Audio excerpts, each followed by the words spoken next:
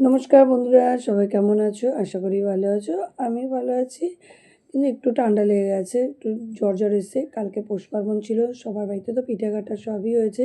আমি সেরকম কিছু করিনি, আমি সামান্য একটু পায়েস করেছি আমার মেয়ের জন্য। আমার মেয়ে খুব খেতে ভালোবাসে, তোমার দাদাও পায়েস খেতে খুব ভালোবাসে।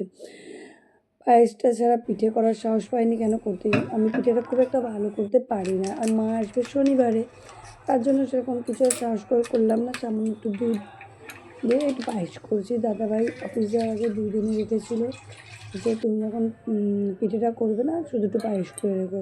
আর পায়েসটা করেছি অনেকটা রাতে, কেন সারাটা দিন মিস্ত্রি ঘরে কাজ করেছি, অনেক ঘরে কাজ ছিল আর শরীরটা একটু খারাপ ছিল। এই দেখো চালটাকে আমি ঘি মাখিয়ে রেখেছি আর এখানে আ দুল 2 কিলো দুধ ছিল আর এখানে পাউডার দুধ একটু গরম দুধের সাথে একটু মিশিয়ে রেখেছিলাম।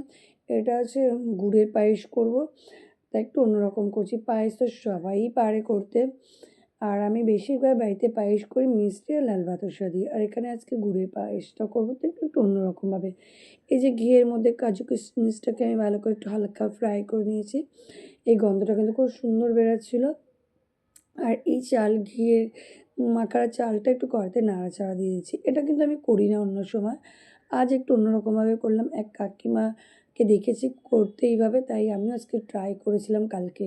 খেতে কিন্তু বেশ ভালোই হয়েছিল।